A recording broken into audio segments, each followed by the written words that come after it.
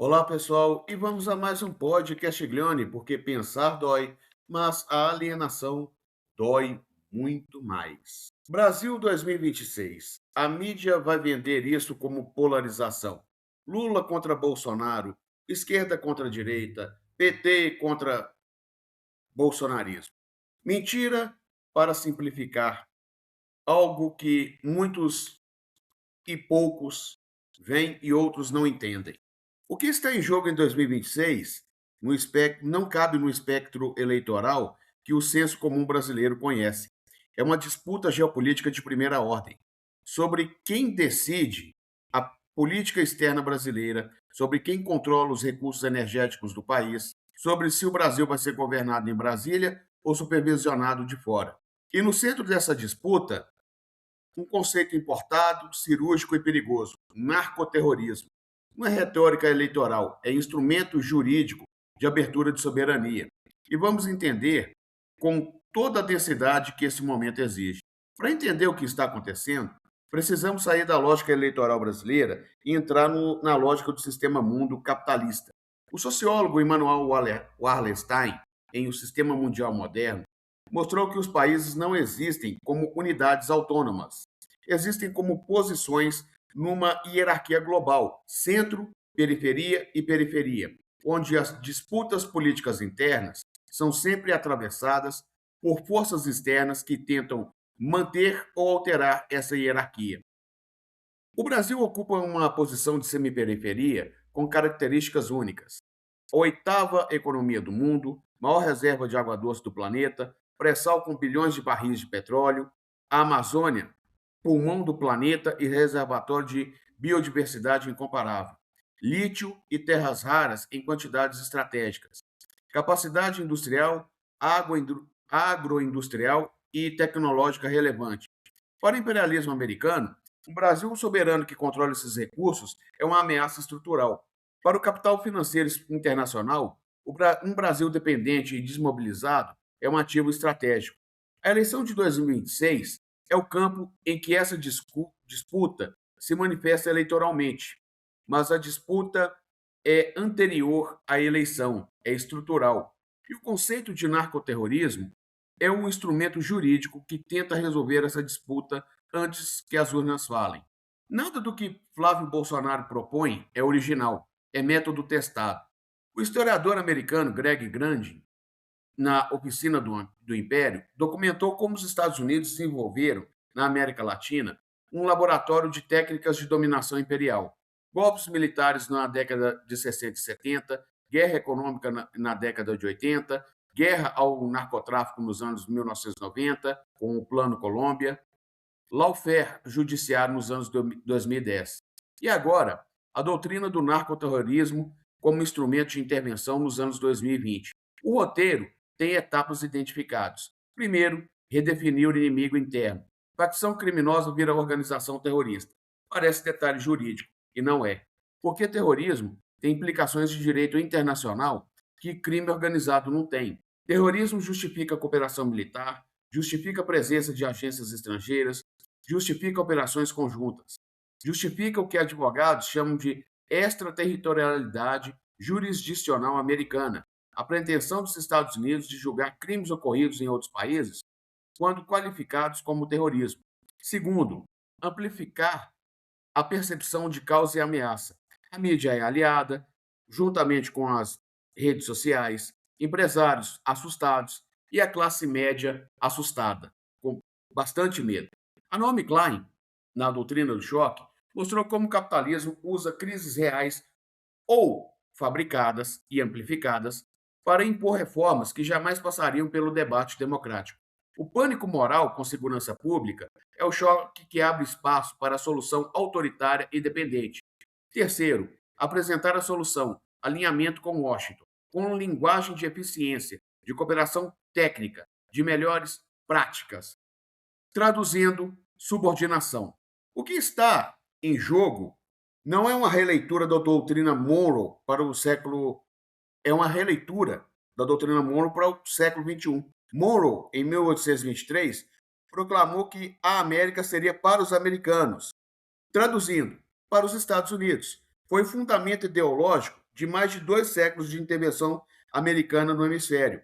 Mas a versão atual, o que alguns analistas chamam de imperialismo gangster da era Trump, é Monroe sem o disfarce multilateral que a Guerra Fria ainda mantinha, sem OEA, sem consultas regionais, sem consenso de Washington e com uma linguagem tecnocrática polida. É direto. Você faz o que eu digo ou vai sofrer as consequências. A captura de Maduro pelos Estados Unidos em janeiro de 2026, o bloqueio energético a Cuba, as ameaças ao Canal do Panamá, as pressões sobre o México, todos capítulos do mesmo projeto.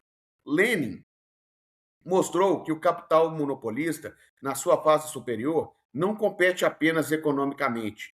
Usa o Estado, especialmente o Estado americano, como instrumento de dominação direta. Ele diz isso em O Imperialismo, Etapa Superior do Capitalismo. E David Harvey, em Um Novo Imperialismo, atualiza Lenin. Quando o capital financeiro não consegue dominar pelo mercado, usa a acumulação por espoliação, força política e militar para se apropriar de recursos que o mercado não entrega voluntariamente. E o Brasil tem esses recursos. E o projeto bolsonarista, alinhado a Trump, é a oferta de entregá-los. Mas precisamos ser precisos sobre como essa dominação se constrói internamente. O crime organizado brasileiro é real, PCC e CV é real, a violência que devasta as periferias nas cidades brasileiras é real. É exatamente por isso que a instrumentalização desse problema é tão eficaz. Gramsci mostrou que a hegemonia funciona quando os interesses particulares da classe dominante aparecem como interesse geral. Quando o medo real da violência cotidiana é capturada pela narrativa do narcoterrorismo e da intervenção estadunidense, o projeto imperial aparece como solução para um problema genuíno da população. É a operação ideológica mais sofisticada do bolsonarismo. Usa a dor real das comunidades mais violentadas, que são invariavelmente mais pobres e negras, como combustível para um projeto que serve os interesses do capital internacional. O sociólogo brasileiro Gessé Souza, na Elite do Atraso, mostrou como as elites brasileiras usam a questão da segurança pública para desviar o debate das causas estruturais da violência, desigualdade, segregação, exclusão, para soluções repressivas que não ameaçam a estrutura de privilégios. E o jurista Lino Streck documentou como o lawfare, ou a perseguição judicial, e seu uso instrumental do direito como arma política foi aplicado no Brasil para destruir adversários políticos antes que as urnas pudessem falar. A proposta do narcoterrorismo é lawfare em escala geopolítica, não para prender criminosos, para criar as condições jurídicas de intervenção. Para entender o imperialismo americano, que tem interesse direto no resultado eleitoral brasileiro de 2026, precisamos entender o que o Brasil representa no tabuleiro geopolítico atual.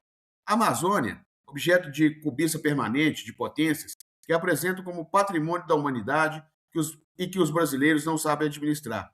O ex-secretário de Estado americano, John Kerry, chegou a sugerir, em declaração internacionalmente repercutida, que a Amazônia pertence ao mundo. Tradução: não deve pertencer soberanamente ao Brasil.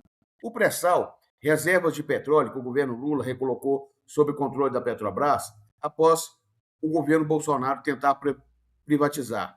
O lítio de Jequitinhonha, que é essencial para a transição energética global. A água doce, que é um recurso que o aquecimento global tornará cada vez mais estratégico. A posição geográfica. O Brasil, alinhado com os Estados Unidos, fecha o cerco sobre a Venezuela, Cuba e qualquer projeto de integração regional autônoma. O geógrafo Halford Mackinder mostrou que quem controla o que ele chamou de Hinterland, as margens estratégicas dos continentes, controla o comércio e a política global. E o Brasil é um Hinterland da América do Sul. E a eleição de 2026 é a disputa por quem controla esse Hinterland, com narrativa de segurança pública, com conceito de narcoterrorismo e com Flávio Bolsonaro e Eduardo também como porta-vozes. O Gramsci distinguiu 2 tipos de estratégia política como a eleição em campo de guerra de posição. A guerra de movimento, que é o confronto direto, a ruptura, tomada do poder no momento decisivo, e a guerra de posição, que é a construção lenta da hegemonia, conquista de instituições, criação de consenso. E o bolsonarismo, pós-2022, aprendeu a guerra de posição. Não tentou o golpe de forma aberta em 8 de janeiro de 2023. Tentou, mas fracassou e recuou. Agora opera na guerra de posição. O controle do Congresso, onde o Centrão garante as reformas favoráveis ao capital, que passem independente de quem governa o executivo. Controle de municípios, que é a base territorial para 2026. Controle da narrativa de segurança, com o narcoterrorismo como tema central de campanha. O alinhamento internacional com a rede trampista global, com suporte financeiro, ideológico e de comunicação. A Chantal Mouffe, no seu livro Para um Populismo de Esquerda, mostrou que a disputa política não é entre razão e irracionalidade, é entre projetos hegemônicos alternativos, cada um tentando construir um povo com identidade e narrativas próprias. O bolsonarismo construiu o seu povo. O cidadão de bem é ameaçado pelo crime, pela esquerda e pela intervenção estatal. E 2026 é a tentativa de transformar esse povo numa maioria eleitoral, com o Washington sendo o fiador. Mas aqui aparece a contradição que o projeto imperial não calculou adequadamente. Quanto mais o alinhamento com Washington se torna explícito, mais cresce o tema que o bolsonarismo quer evitar: soberania nacional. E soberania nacional não tem apelo transversal no Brasil. Não é tema de esquerda. É tema de Getúlio Vargas, que construiu o projeto desenvolvimentista contra o imperialismo americano e britânico. É tema das Forças Armadas, que historicamente identificam soberania territorial como missão institucional central. É tema do empresariado industrial, que sabe que indústria nacional não sobrevive em regime de livre comércio com potências industriais superiores.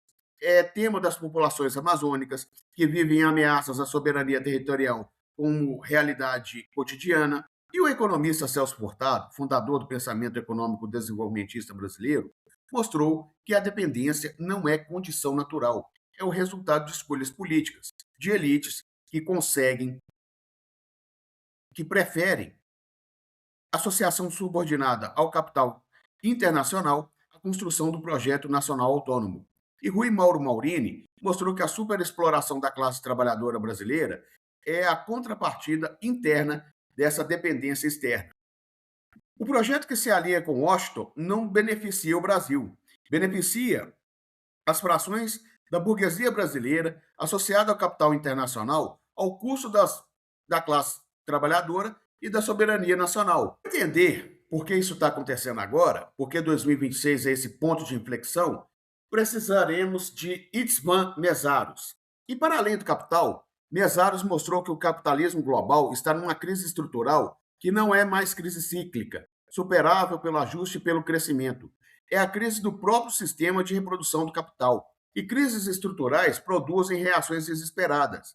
O imperialismo americano, em declínio relativo, desafiado pela China, desgastado por guerras fracassadas, com hegemonia financeira questionada, está tentando fechar o hemisfério ocidental como reserva estratégica garantida. Cada país da América Latina que escapa do controle americano é uma perda que o sistema não pode mais absorver facilmente. Por isso, a agressividade em relação a Venezuela, Cuba, Nicarágua e Colômbia. Por isso, o interesse direto no Brasil de 2026. Um Brasil soberano, com Petrobras controlando o pré-sal, com política externa independente, com participação nos BRICS e na CELAC, é uma ameaça existencial ao projeto de manter a América Latina como quintal estratégico. O narcoterrorismo é um instrumento, a dependência é o projeto e 2026 é o momento. Então, vamos fechar com chave de ouro a clareza que esse momento histórico exige. A eleição de 2026 não é polarização como a mídia hegemônica, como Globo, Folha, Estadão e alguns influenciadores digitais vendem. A polarização sugere dois polos equivalentes em disputa pelo mesmo espaço político. O que existe é diferente. De um lado, projeto de soberania nacional, contraditório, limitado, cheio de problemas, mas que reconhece o Brasil como sujeito à sua própria história. De outro, um projeto de subordinação, que oferece os recursos brasileiros ao capital internacional em troca da proteção política e da validação político-ideológica de Washington. O narcoterrorismo não é política de segurança pública, é a senha de acesso. É a porta que, uma vez aberta, permite a entrada que Clausewitz chamaria de guerra por outros meios, não com tanques, mas com agências, com jurisdição extraterritorial, com dependência militar, com soberania reduzida à formalidade jurídica. E mostra que o imperialismo usa todos os instrumentos disponíveis e como a resistência tem que começar na consciência popular. Nós temos que ver, gente, que a dependência ela não é escolha. A dependência é escolha e não destino. E vermos também que a superexploração é o preço que a classe trabalhadora paga pela dependência das elites. E nós temos que mostrar também, vocês precisam saber, que a posição no sistema mundo não é imutável, mas mudar exige um projeto consciente e uma força política organizada. E também temos que ver que estamos num momento em que as escolhas importam mais do que nunca, porque o sistema não tem mais margem para absorver contradições. A pergunta que fica para você: o Brasil vai ser governado em Brasília ou supervisionado de fora? Porque quando a política vira instrumento de intervenção, não tem neutralidade, só tem escolha. Escolha exige consciência. E consciência exige que a gente pare de aceitar a versão simplificada que a mídia oferece. E como nós sempre dizemos aqui no podcast Glione, pensar dói, mas a alienação dói muito mais. Até o próximo podcast Glione.